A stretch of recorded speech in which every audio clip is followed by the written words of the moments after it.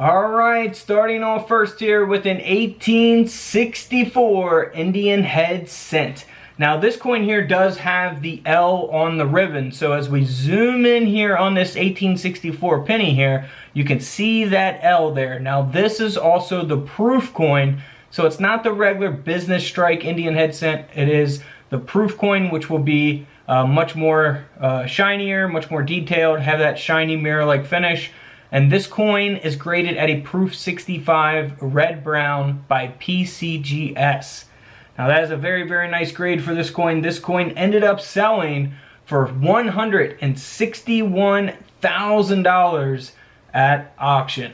$161,000. You could buy a house with that. Now here is an 1868 Indian head cent. So the value in this really is the high grade itself. It's graded by PCGS at a mint state 66 plus red. It is out of the Walsh collection. So this coin ended up selling for $72,000 at auction. So if there's not many of these coins at this condition, at this grade, that's what's going to make it valuable. You know, supply and demand. If there's not many that exist and there's a demand, well, then it's going to sell for some good money because top collectors are going to be bidding on it.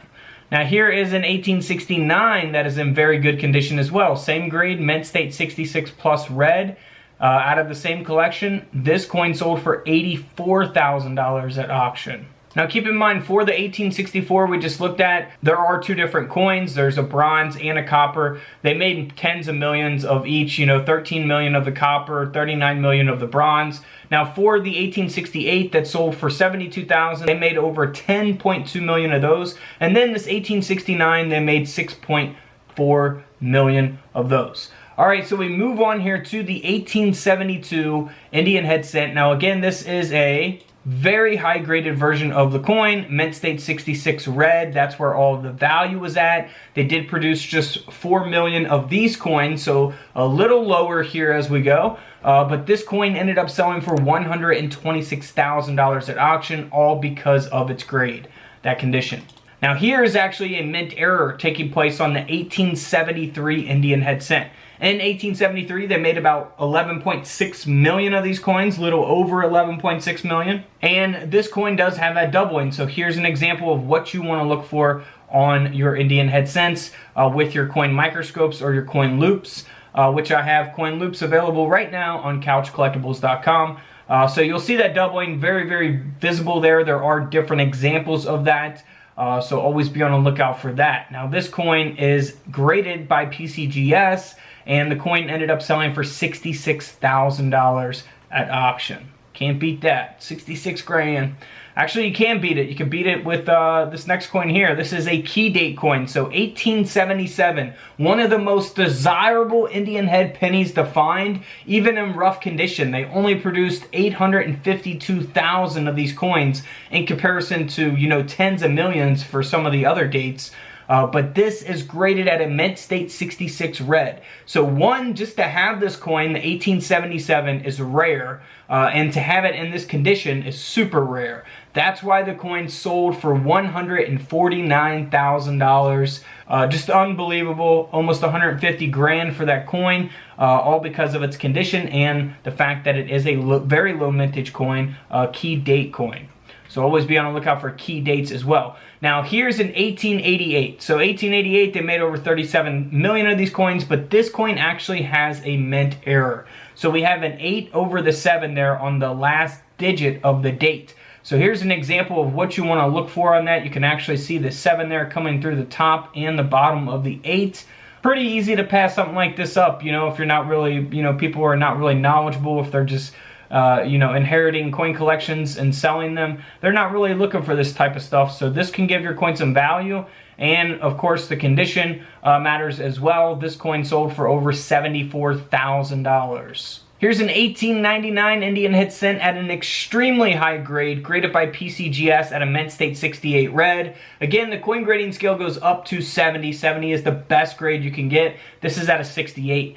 Now, that is where all the value is at for this coin. They did produce over 53 million of these coins, so they're very common to have in, you know, circulated condition. But to have it in this condition is super rare. That's why the coin sold for $108,000. Now here's a 1902. Again, these ones are very common coins. You know, they're not rare to, it's not rare to have a 1902 Indian head cent. They produced over 87 million of these coins. However, it's rare to have it at a mint state 67 red grade.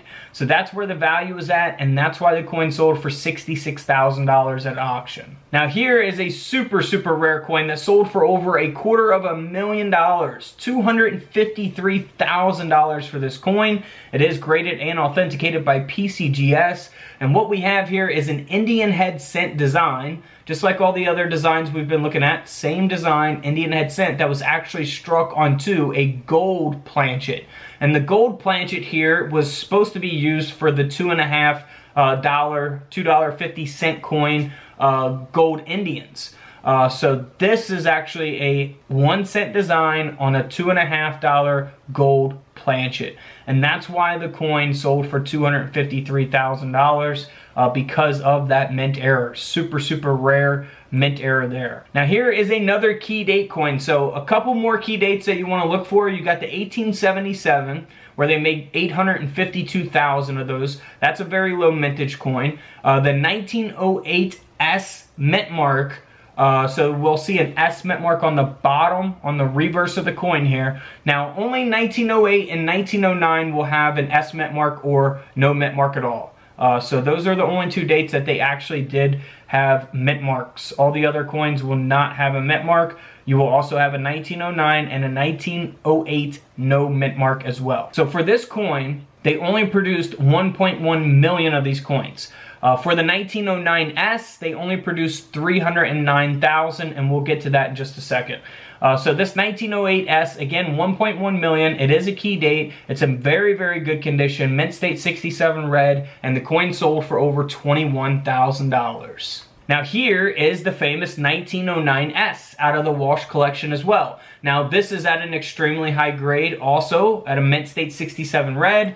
And again, we will see that S mint mark on the reverse at the bottom of the coin. In 1909, for the no mint mark, they produced over 14 million of those coins. Pretty common coins, right? But for the 1909S Indian head cent, this is the last year of the Indian head cent as well.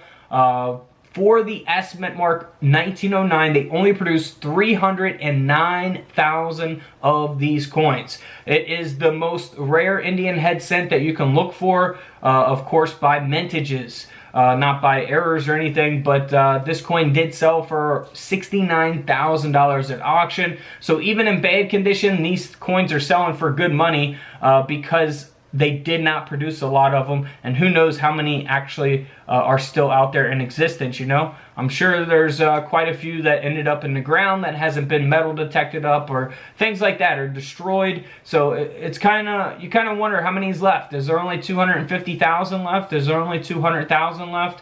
It's interesting to think about. But this coin, like I say, $69,000. Always look for the 1909S Indian head cent, especially if you guys are purchasing coin collections. Alright guys, don't forget to subscribe in the middle. Feel free to check out those videos to the left of me. And until tomorrow, I'll see you guys in the comment section below. This is Couch Collectibles, and this is where I disappear.